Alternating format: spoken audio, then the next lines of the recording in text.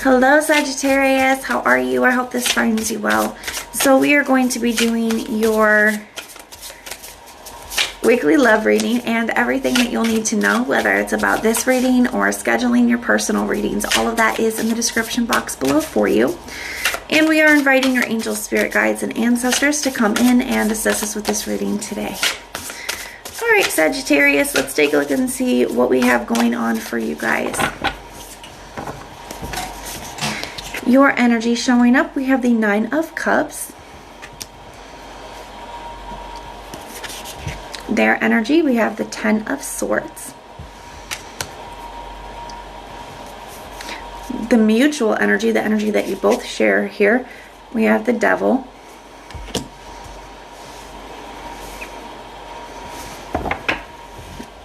And the challenge between the two of you, we have the King of Pentacles. Bottom of the deck, we have the Death energy. So I'm going to be honest, Sagittarius, I feel like you're in kind of a pretty good place, but I feel like the person that you were dealing with maybe is not. I do feel like between the Ten of Swords and the Death card, to me it's pretty clear that there's been some kind of ending here. Okay, now I don't feel like the person that you're dealing with maybe isn't handling it the best, but I do feel like you guys can both agree that there's something about this connection that just isn't good for you guys. Okay, you do have the Devil on this. It does say toxic here. Okay, it says be cautious of those who take more than they give. So I feel like there's just something here about this connection that, you know, maybe is out of balance or just isn't the best for you. It doesn't necessarily have to be toxic, but it is unhealthy in some way. It's out of balance in some way. And I feel like you're in a pretty good space because I feel like you're recognizing that this decision and this move is what's best for you, okay? Because you do have the Nine of Cups here. So I feel like, you know, the Nine of Cups is a card of feeling content, satisfied. It's okay on your own. You know, it's feeling good on your own. It's feeling content and happy and satisfied and grateful for where you are. I also feel like you have a lot of support, okay? I feel like you have a lot of support around you as well. Now, so this Death energy, at the bottom of this card, it says, tidy up your life so you can make space for something better. And they call it the broom instead of death, which I kind of like. She's sweeping out the old. You know, some of you guys could have had to move out or get a new place because of this connection. Doesn't have to be, but that could resonate for some of you. You know, but for others, I just feel like you're seeing this as, you know what, I'm just removing something that isn't good for me or isn't the best for me, and I'm making space for something that is. So overall, I just feel like you're in a pretty good place. Not that you're not grieving it or that, you know, it's not difficult on it, you know, in its way. I just feel like you also have a very optimistic look moving forward, which I think is great.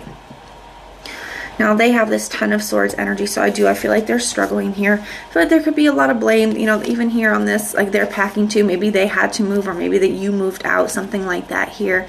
They have this jar in their hand that says curse. You know, I feel like they could be cursing you, like not spell work kind of cursing you, but maybe. But I'm more feeling like, you know, like blaming you. You know, they could. Some of you guys, they could have said some pretty hurtful things. I feel like they just did not handle the breakup well. Okay, we're going to put it like that. And it says hurt people at the bottom. So I feel like somebody could have really lashed out and, you know, just made the breakup, you know, made the ending more difficult than it probably needed to be. Now the challenge here between the two of you is the King of Pentacles. So whatever is in the challenge position, you know, it does kind of give it the reverse meaning here. So the King of Pentacles, to me, in the reverse, you know, it's a total lack of stability and somebody just not taking the connection seriously.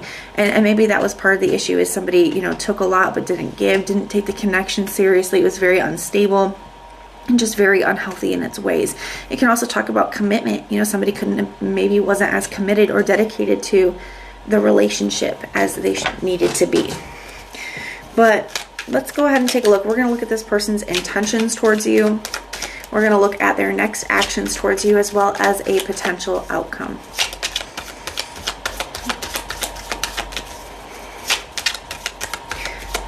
Show me their intentions towards Sagittarius, please. Sagittarius, so far the signs that I'm seeing for you are Scorpio, Pisces, Capricorn, Gemini, and Taurus. Now, it could be any, but those are the ones that are sticking out to me at this time. Some maybe new ones are going to come up as we go. All right, you have Sagittarius energy. Could be another Sagittarius. We do have the Eight of Wands, so somebody does want to communicate with you. They still want this.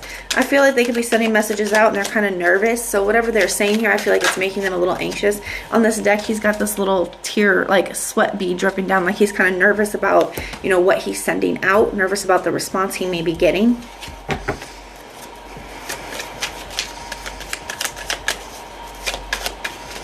To me, in the traditional Rider-Waite deck, the Eight of Wands is the only card on it that does not have a figure on it. And to me, it can speak of like a loss of identity or just feeling a little bit lost. You know, I feel like this person could also just be feeling a little bit lost at this time.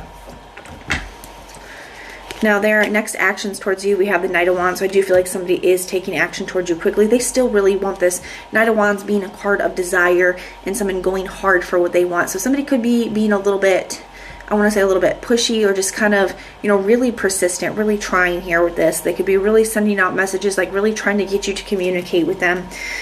And I feel like I would be a little cautious with that, because it does kind of seem like if they don't get what they want, or they don't get the response they want, you know, this could definitely look like, you know, kind of turning their mouth on you in a negative way, as in like saying, you know, saying really hurtful things, or, you know, just reacting poorly. We're going to leave it at that, okay?